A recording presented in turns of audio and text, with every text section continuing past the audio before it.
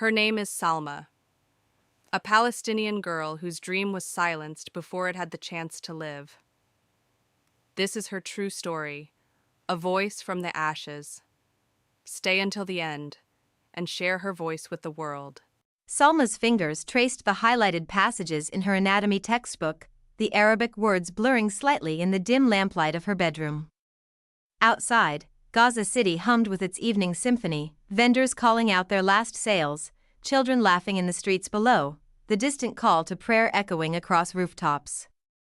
She smiled, unconsciously touching the stethoscope that hung around her neck, a gift from her father last Eid. It was cheap, probably wouldn't last through her first year of residency, but it represented everything she was working toward.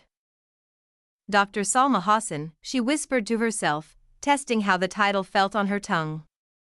It tasted like hope. Her phone buzzed. A message from Kareem, still studying?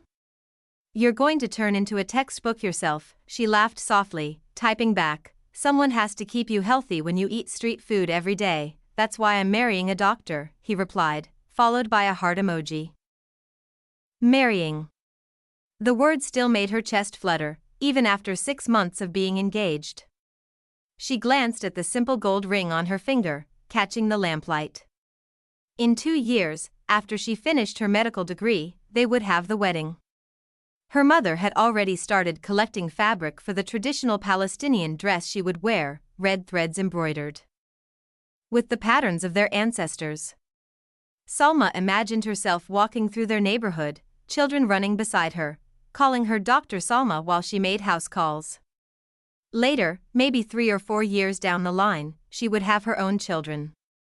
A boy and a girl, she thought. Though she would love them the same either way, dreams. She was built from dreams, stitched together with them like the embroidery on her mother's thobes. Salma, her mother's voice called from the kitchen. Come have some tea before you go blind reading those books. 5 more minutes, Mama, you said that an hour ago. Salma stretched, her spine crackling after being hunched over her desk for too long. Through her window, she could see the Mediterranean in the distance, a strip of darkening blue against the evening sky.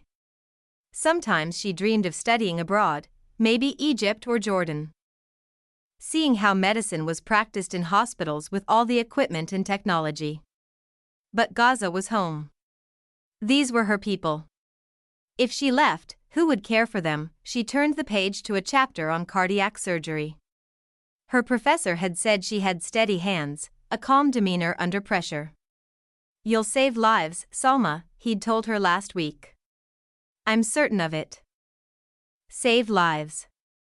It was all she wanted, to pull people back from the edge, to give families more time together, to fight death itself with science and skill and stubborn Palestinian determination. Her younger brother, Omar, burst into her room without knocking, as usual.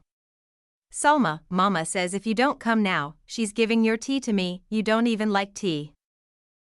I like your tea. He grinned, gap-toothed and impossible. 11 years old and already taller than their mother, she ruffled his hair, earning a protest. Tell her I'm coming. As Omar thundered back down the hallway, Salma took one last look at her textbook, at the diagrams of the human heart with its chambers and valves, its miraculous, delicate complexity. She thought about all the hearts she would mend, all the lives she would touch. She had no way of knowing that her own heart was about to be shattered, that the dreams she carried so carefully, like water in cupped hands, would soon slip through her fingers like sand, that in just days, the world she knew would explode into fire and chaos, and the girl who dreamed of saving lives would instead learn what it meant to fight simply to survive. But for now, in this moment, Salma Hassan closed her textbook and went to drink tea with her mother. She was 22 years old, engaged to a good man, months away from her medical degree, and full of plans for a future she believed was hers to build. For now, she was still the girl who dreamed, and the dreams, for one more precious evening, were still alive.